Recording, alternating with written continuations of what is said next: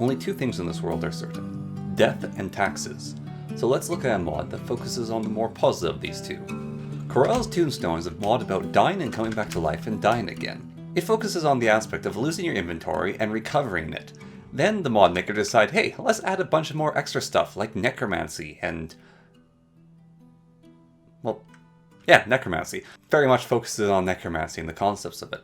Anyways, my name is Lorthorn, and welcome to this how-to for Corail's Tombstone for Java Edition Minecraft Forge in Minecraft version 1.20.1. But before we can get into this video, we must do an outfit change. Right, there we go, much more fitting. Yes, how to Corail's Tombstones. Corail's Tombstones, all about dying and recovering your gear from gravestones, with a little bit of necromancy added in. It's a very simple mod to get started with, and it's a very simple mod throughout the proceedings of everything within it. But the simple first step that you need to do in Corail's Tombstones is to die. So, that should get us sorted there, and now we're dead. And we're all ghostly. Ooh, you drift, you float, you're invincible, and you got a key. And this key is key to the making and workings of the mod, as it unlocks your tombstone, which gives you back any gear you might have had. Now I was without gear, which makes some of this example rather moot. If I hypothetically had an inventory full of cookies, and I suffered yet a similar fate as last time, then I head back to my gravestone, which is actually marked so you always know where it is. It also lets you know the direction and distance through dimensional the grave key when you hover over it. Anyways, once you look at your grave yet again, instead of your cookies being scattered all over the place, they'll be nicely sorted in your inventory. So, Corail's Tombstone, very straightforward mod actually, and that's about as far as you need to go with Corail's for it to be useful. It shows you where your grave is, it puts your inventory into a grave, and it lets you access that grave with the key. All added together, very good death recovery system mod. There's a little bit more to it, of course, and it's a little bit more complicated than that. There are some extra steps that can be taken in recovering your gear, which make it a lot more straightforward. If you're, for example, crushed by anvils, and you were quite far away from home when you died, then you can, if at your home base, have the right equipment, get back to your gear without having to walk all that way. What you have to do is you take an ender pearl, go into your inventory, and pick up the ender pearl, right click on the enchanted key, and then it gets all glowy, and then you can simply hold it down, and it'll teleport you back to your grave location, disenchanting your grave key. And then you can recover your gear through teleportation. Now you may have noticed a bunch of sparkles and things going on whenever I've done this dying and all these rewards. And that's the other part of this mod that goes above and beyond simply dying and recovering your gear. You can find out all about by going to advancements, and there's a whole list of them. Look at all of them. There's so many different advancements to play with and look at. And that's what we're going to be covering. But what we're also going to be covering is if you go into your options, go to controls, go key bindings, and you scroll down to Corail's Tombstones.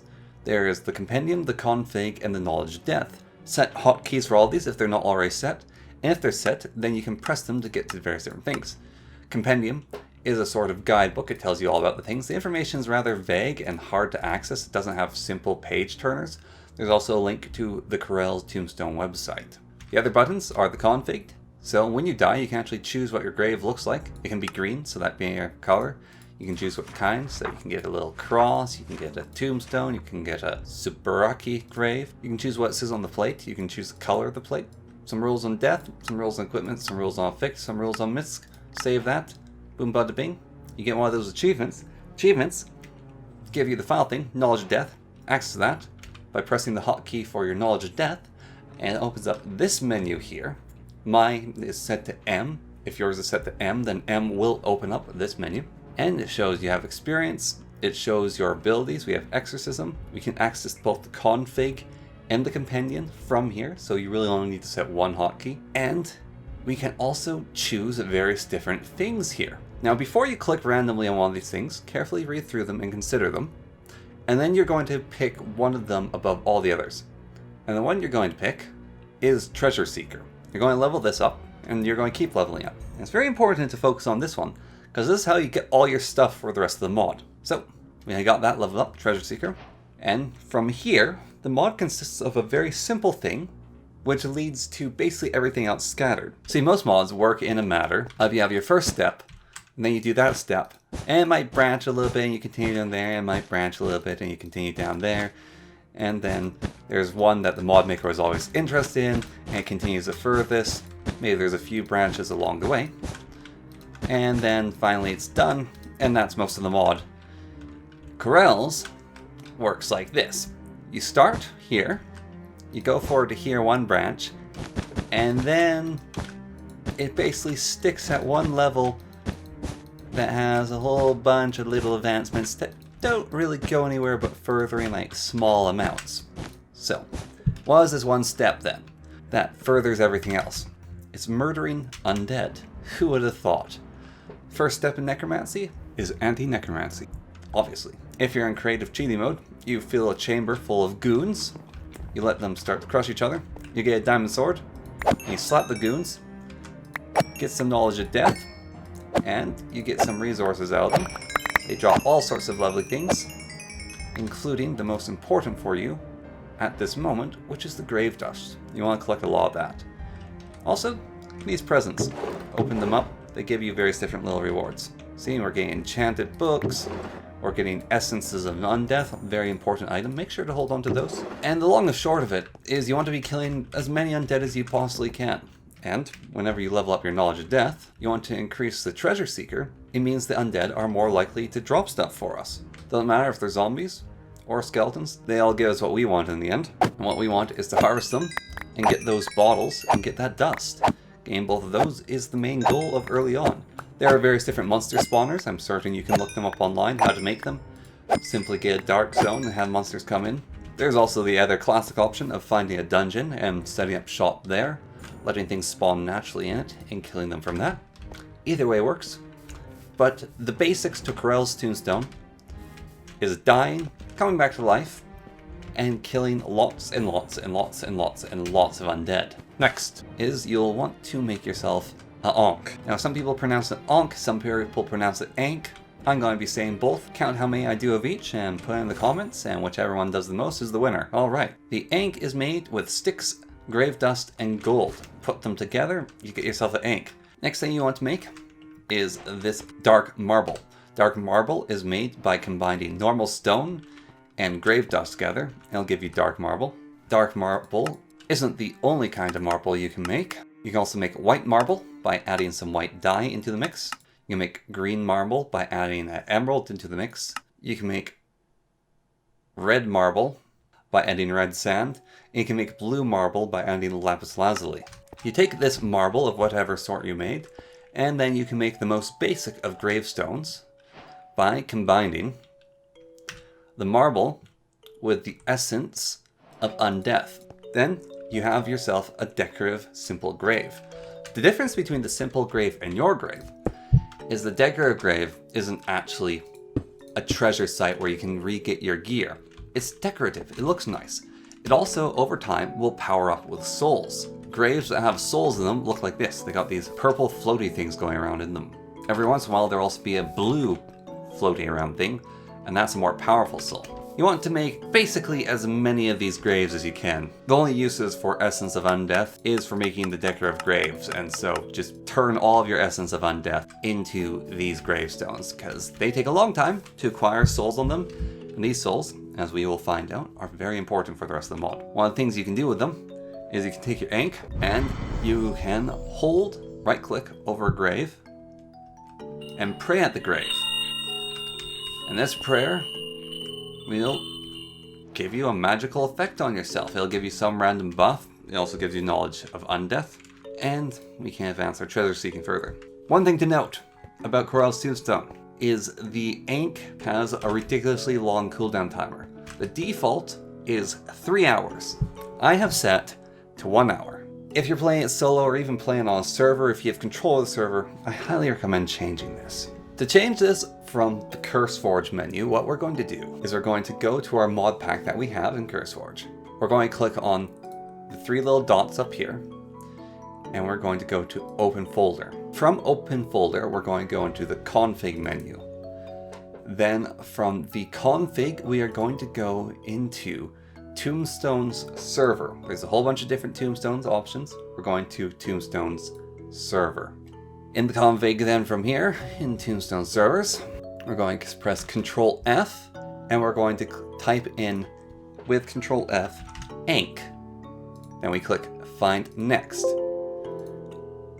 Under the Find Next, there'll only be one option, and that is the Enc settings. The cooldown in hours, and it's 1 to 10, default 3, range 1 to 10, and then we can set it to 1 here.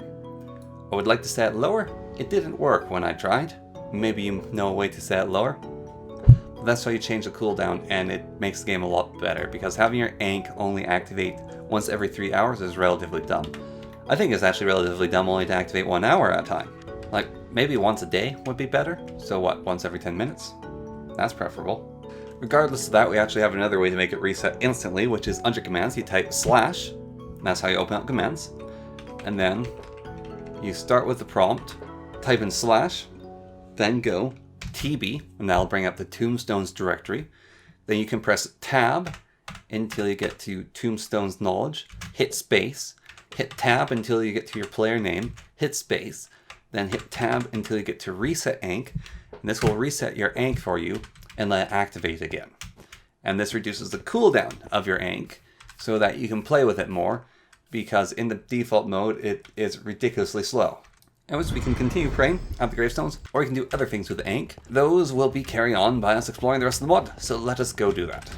Next, we have Enchantment of Magic Siphoning. Magic Siphoning steals effects from other things. It is one of the enchantments the mod adds. Any creature with an effect on it will then have that effect stolen from it. A percentage chance anyways, based on how enchanted it is, when we hit enchanted targets. This will give us advancements, which of course give us knowledge of death, and killing undead at the same time gives us advancement as well. Now we continue forward onto a rather odd part of this mod, which is taking gravestone dust and combine it with a snowball to getting a smoke bomb.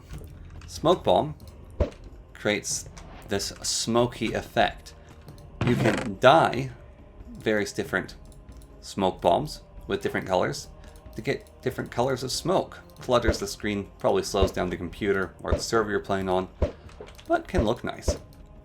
Slightly more useful is potion making. There are a bunch of potions that this mod adds, and one of the first potions that you can get is the basic rundown. So if you take basic bottles of water and you put them into a brewing stand, then add the blaze powder with the gravestone dust on top, it'll brew its way down into spectral potions.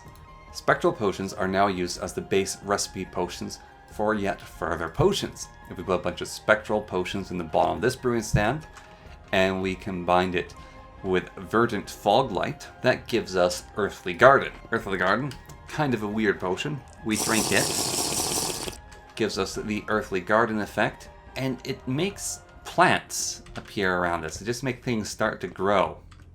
So, as you can see, the cherry leaves just start popping up on the ground. Flowers and grass should start springing up. A bone meal effect basically just gets constantly applied around you. Next, we have something rather important, I feel, to make if you're concerned with your companions, which is the familiar receptacle. You make this with a impregnated diamond, gas tears, and iron ingots. The impregnated diamond is made by surrounding a diamond with grave dust. The main purpose of the familiar receptacle is if you have yourself a familiar, let's say a pet doggo, very cute, and they happen to die a horrible and unexpected death, then their soul is put into the familiar receptacle, and it will take your life points and slowly charge up over time. Once fully charged, it can then be taken to a grave with the soul over it, put into your offhand. Then you take your Enc of Prayer in your main hand, you prayer over the grave, or pray, and you get your buddy back. Hello, buddy. Who's a good boy? Yes. Thank you for the demonstration of your death. One of the main themes of Corail Tombstones is the chance of do-overs and try-agains. And that is emphasized by their magic books. One of these books is the Book of Disenchanting. It is made with lapis lazuli, grave dust, and a book in the center, and it gives you Book of Disenchantment. This book can be taken, put into your offhand, and then your enchanted item in your main hand. And when you tap on the grave with it, it disenchants it. One of the other things to mention with this is it puts it into a new book for you, so you can put that enchantment onto other things. And from disenchanting, we'll now move to enchanting. If you do this recipe, but instead of having lapis on the sides there, diamonds on either side, we get the Book of Impregnation. If we take the Book of Impregnation, an unimpregnated item, put the book into our offhand, and tap a gravestone with it, it will then enchant the item with new enchantments. So if we do that again, then sharpness was increased on the sword. And we should be able to do that one more time to get a sharpness 5. But then after this point, the sword is maximized in its enchantment, and so can no longer be enchanted via this method. If we happen to do this with a blue soul instead of a purple one, that it will give it far more enchantments and make us a far more powerful magic item on the get-go. And then we can proceed to continue amping up, making sure all those enchantments are maxed out as much as we can. It doesn't just stop though at enchanting the magic swords, axes, hoes, and armor. You can also enchant arrows with it.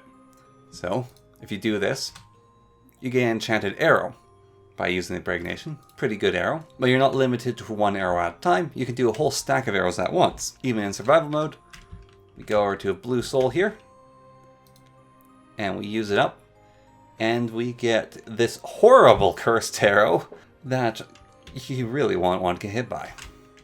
Now, if your epic new magic sword gets damaged, let's say, and you don't want to repair it at the cost of XP, instead, you can murder someone dead, get gravestone dust, collect some nether quartz, get some prismarine shards, and get yourself a book of repair. Same story as always, put it in your offhand, go to the graveyard, and repair the damage at the cost of someone else's internal soul.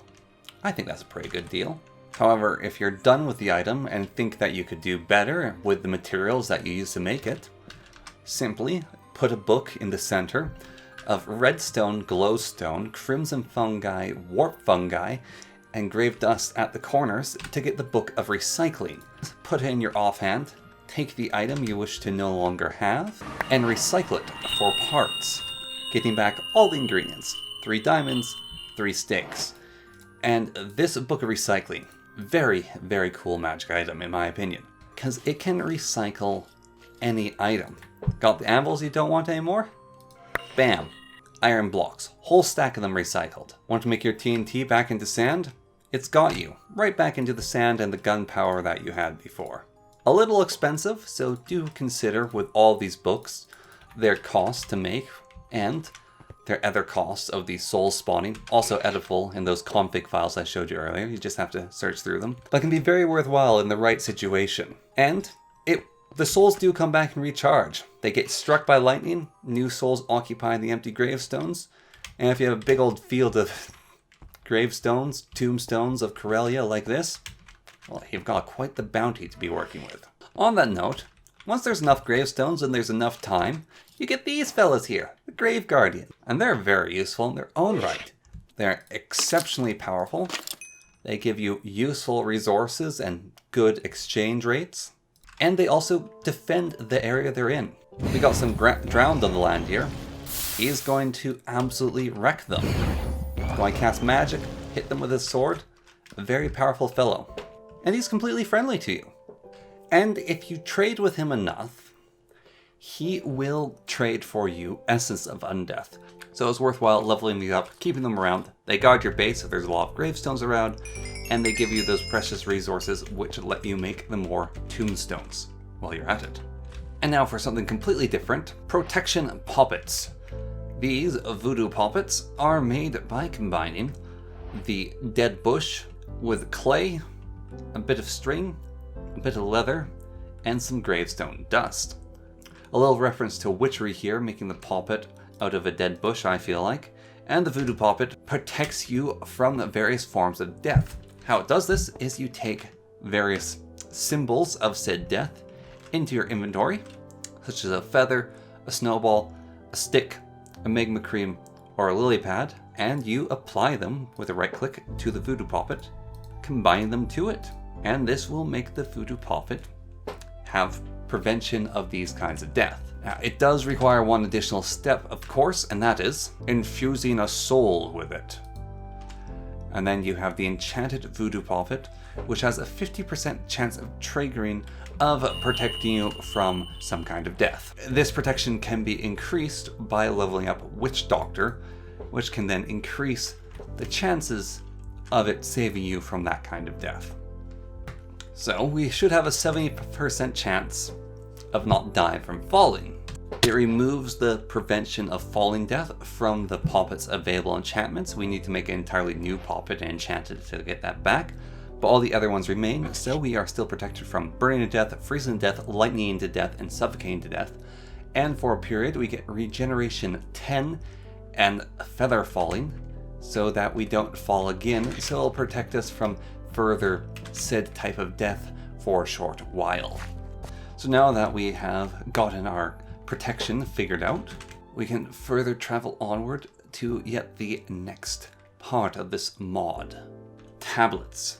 Tablets are made by combining your marble that you have with some grave dust in this little pattern here. Tablets to start with, the strange tablet, has no effects. But like the voodoo poppet, if you combine them with various items, they give you various different benefits. So we can combine it with gunpowder, golden carrot, red mushroom, or bone meal. Same thing, just put them in there and it gets done. 4 different types of tablets are the tablet of assistance, the tablet of cupidity, the tablet of home, and the tablet of recall. By themselves, these tablets have no use, but if you combine them with a soul, it fills them up and makes them into an enchanted tablet. The tablet of assistance allows you to teleport to another player. If you engrave a player's name into the tablet by combining it with gravestone dust and putting the engraved name into it, then it will allow you to teleport to that player. Of course, you can't teleport to yourself, and I have no one else around. The tablet of home will teleport you back to your respawn point and has 3 uses. So, after you make it, you teleport home, and it uses up one of those uses and has a cooldown, but it brings you home. Tablets can be leveled up under the rune describer, and this makes them more powerful, have less chance of consuming them, so they won't use up their charges. Tablet of Recall will teleport you back to the grave that it was enchanted at. And so it brings you back to whichever gravestone it was clicked on to gain its soul enchantment. And finally, the Tablet of Cupidity brings you fortune and misfortune potentially at the same time, as it teleports you into an area filled with treasure.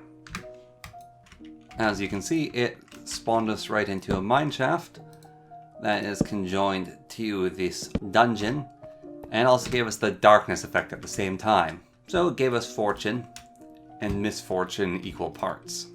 So maybe have a tablet of home on you, or some other way to get yourself out of the pickle you're in. Now to the less solid form of magic, we have scrolls. Scrolls are made by putting paper up in a row, grave dust at their side, and then the little sticks for the rollers on the scrolls. Put those together, you get yourself the Strange Scroll. The Strange Scroll can be combined with a myriad of items, and each has its own unique effect. They are combined in the same manner as everything else. Click on the item, right click on the scroll, it turns into the scroll. Scrolls then can be enchanted at grave sites by right clicking on the grave with the scroll. You get a pink scroll for doing a pink soul, and you get a blue scroll for clicking on a blue scroll with it. Difference between them is the pink will either be cast on you or one of your allies. The blue will be cast on you and your allies. There are 11 different scrolls in total. For the sunflower, you get the Scroll of Reach. When cast on yourself, it increases your clicking reach. Go figure. You can now break things from very far away and hit things from very far away. Scroll of lightning resistance makes it so you're resistant to lightning damage. Scroll of frost resistance makes you resistant to frost. Scroll of aqua life gives you the aqua life effect, which lets you freely move and breathe in water. A rather handy enchantment that can last for 10 seconds. Combine that with a dolphin friend, we're going to be zooming together. Aqua life is made with the nautilus shell, frost resistant snowball, lightning resistant lightning rod. Next we have the scroll of mercy made with honeycomb. Makes it so other people share your effect with you. Rather strange effect, but basically anyone else near you will also get your effect at the same time. Scroll of preservation makes it so you don't lose your XP upon death. It costs a rabbit foot to make. We're at 20 XP. And we're still at 20 XP, and we keep, well, this sword as well, because it's soul bound. But yes, we keep our XP when we die. And all the enchantments we had as well, besides the preservation. So we don't lose our resistances, lightning resistances, all that stuff. It gets to stay, which is very handy. The scroll of intangibility requires a gas tier to make, and it makes it so you will be intangible in intervals. It's rather strange, actually. It prevents damage for a full second every 5 seconds. So you basically get this ghostly effect applied to yourself for 1 second every 5 seconds. It's very strange. Scroll of Feather Falling enchants you with Feather Falling, and the Scroll of Purification dispels all negative effects that may be on you, as well as that of your allies. And finally, the Scroll of True Sight lets you see in the dark and see underwater, giving you night vision. But also lets you see through fog, so maybe fog's a problem in this mod. I haven't really experienced being a problem, but if that's the case, then very useful as well. Now I said there was 11 scrolls, and I've only told you about 10, and that's because the final scroll is the black sheep of the family. And that is the Scroll of Knowledge. The Scroll of Knowledge is a strange scroll. We have 20 experience right now, or 20 levels, I should say rather. And if we take the Scroll of Knowledge and click on a soul, it sucks up all our XP and stores in the scroll. If we activate the scroll, then it gives us the XP back and uses up the scroll. Under our level ups, the scroll duration can be increased by increasing the rune describer, so it goes from lasting 10 minutes to 11 minutes, 12, 13, 14, and finally 15 minutes. And that is all the scrolls. Of course, there's one more book we can't forget about, and that's the Book of Scribing. It is made with grave dust, amethyst, gold, and a book, and the Book of Scribing allows you to clone scrolls that you have. So, if we have ourselves, let's say, a scroll of lightning resistance in our hand, then we can replicate this scroll into 2 new scrolls by using up the book on a soul. Now it gave us 2 additional. If we happen to use it on a blue soul, it'll give us 5 additional. Scroll of XP cannot be cloned, unfortunately. However, the little reward scrolls of healing or invisibility, health boost, all these things that you actually can't craft, can be cloned and scribed. So if we want to get more health boost scrolls, we can scribe those and get extra bonus scrolls, which can be cast on ourselves or allies, and these are the uncraftable scrolls. So it's a useful way to guarantee to get more of them by using the Book of Scribe. If you want to be fancy, you can take grave dust and stone and make for yourself a grave plate. The grave plate is then taken to the anvil, and with a piece of iron, you combine them together and you add a name. Let's say fish. There we go, we got fishy. We've got this engraved. You can take that and you can put it onto a decorative grave, as decorative graves actually don't have any engravement going on them. But if you apply it to it, then you get the new engravement, and it gives you the date of which you add the engravement, it gives you a little RIP, and gives you the name you engraved. So you can decorate your graveyard and actually give them some personality. Next, there is an alignment system in Corail's Tombstone, represented by the Ankh here, and the Ankh goes towards the cross with wings or the evil skull, the team of the angels or the team of the necromancers. This alignment determines your ability here, which is related to the power of your Ankh and a few other things. So, right now, because our alignment is neutral, we have the ability of exorcism with our Ankh. If we have our Ankh reset to default, and we have a zombie villager, We can then go and pray at him with the Ankh, levitates him up, and eats him. That shouldn't have happened. Alright, let's try this again. There we go. And we get a villager out of the zombie villager. There we are. Good lad. If we kill villagers, this increases our alignment and our knowledge of death at the same time. The more villagers you kill, the more knowledge of death you'll gain from the achievements, and the better your alignment will be. You need to kill a lot of villagers to get a good alignment. But doing so does have its benefits. At the first level of good alignment, we get light, which protects us against undead. We have the ability of exorcism still, and we have prayer of protection. Prayer of protection can be cast on an already living villager, and it'll give him these little Ankh shields that you saw on the Grave Guardian before. These protect his life, so that when the villagers attack, he will be slightly more hardy.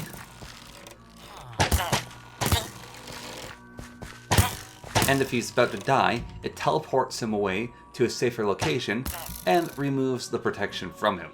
Level 2 of the good alignment gives us Light 2, which protects us 20% from undead damage, and it gives us Prey of Empathy. Prey of Empathy lets us make creatures into our familiars. So if we're in a village with a cat that isn't tame, instead of trying to tame it with a fish, we instead prey empathy upon it and turn that cat into our pet cat. It's rather expensive use for an Ankh, but it also works. On a wolf, turning this wolf into our pet dog. And I mean, it's a 3-hour wait, or a bone, you choose. Unfortunately, it doesn't appear that sheep can become your friends. However, it does work on taming horses, and probably works with other mods as well, allowing you to tame those creatures into friendly versions. And if they have a particularly difficult taming process, then it may be a useful option. Such as in the case of Ice and Fire, it allows you to tame a cockatrice, and even a dragon, which makes it a very useful item to have. So think of that when adding these two mods together, eh?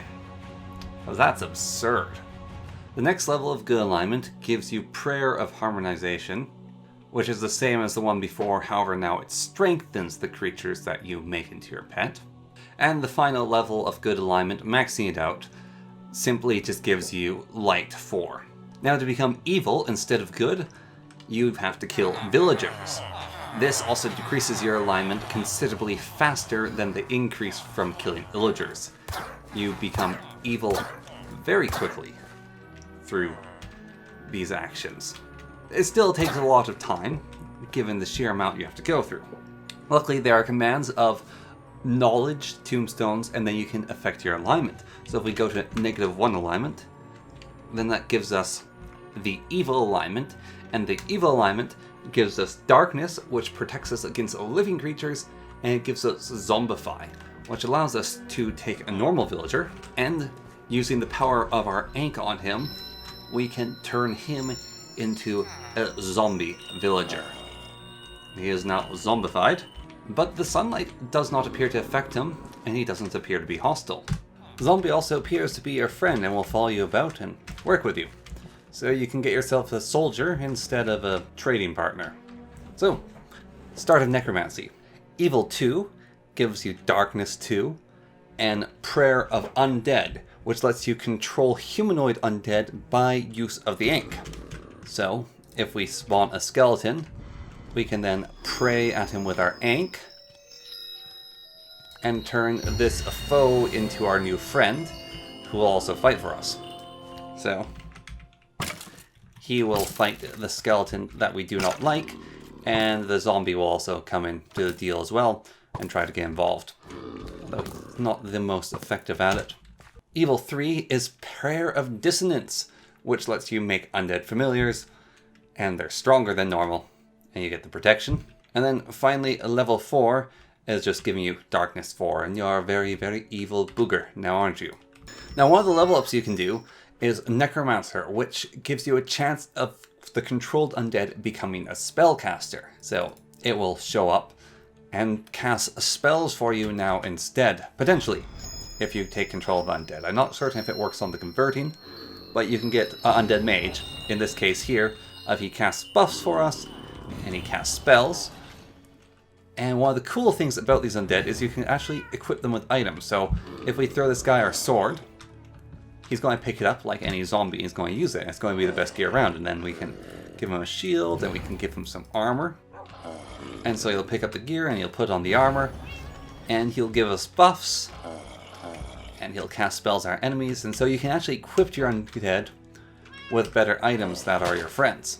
And so the mod is actually a lot more in depth than you would think as a simple inventory recovery mod, isn't it? Back to the rather silly and not as important things. If we happen to take gunpowder and grave dust, and we combine the gunpowder with the grave dust, we get dust of vanishing, and that leaves a smoke cloud and lets us teleport backwards, and so we can be like a ninja with it.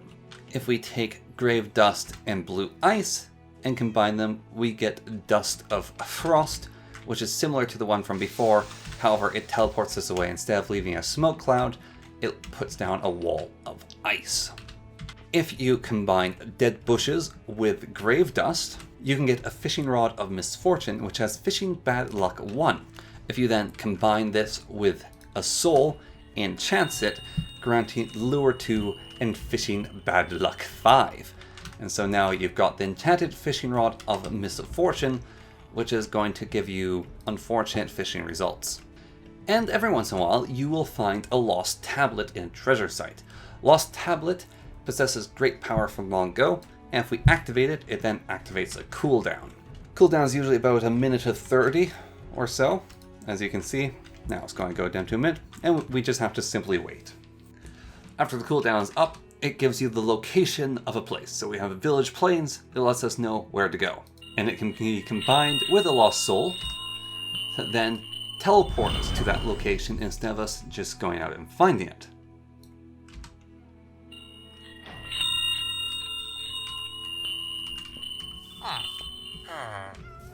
One of the final things of note in Corail's Tombstone, killing the Wither gives additional rewards now.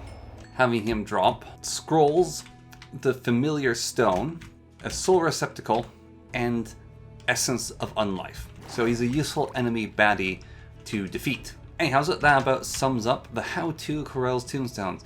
There are certainly a few things I missed, a few things I didn't cover, but it's a very interesting mod, as it's not a linear progression path. It is this overall spidering web of various different things to look at and cover and play and work with. So there's actually a huge amount of variation with no one focused through line. So there's a bunch of different options of how to progress and what to explore and what to get out of it. But one of the main important things I find, if you're doing a tutorial with it, is level up the treasure seeker, because that will get you the resources for the mod, and the more of those resources you get, the more you'll be able to do in the mod, and the more you level up and get all these advancements, the more powerful you become in the schools of death.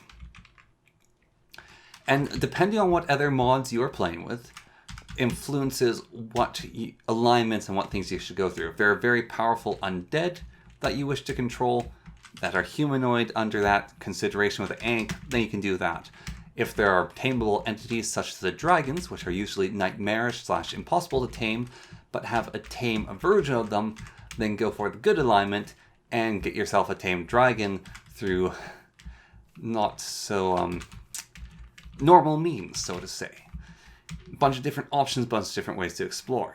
Get yourself home quickly. If you die, recover your gear quickly, then get yourself home quickly. There's a lot to be liked from it. The protection, the necromancy, all these different aspects that make it very fun.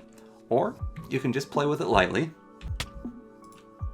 and have it be a way to just simply, alright, I died, shoot, what do I do now? I go this way to get my stuff back. But anyways, I hope you have enjoyed the mod thus as it was. I had a good time making this. I understand a lot more about the mod now. I hope you do too. There's no real particular order to it, but yeah, that is what it was. and the next video will be coming when it comes. So yeah, I will see you then. Thank you very much for watching. Thank you to Blush Feather, my patron. And until next time, goodbye. I need to go change back into my normal clothing. I don't think goth is my aesthetic at all.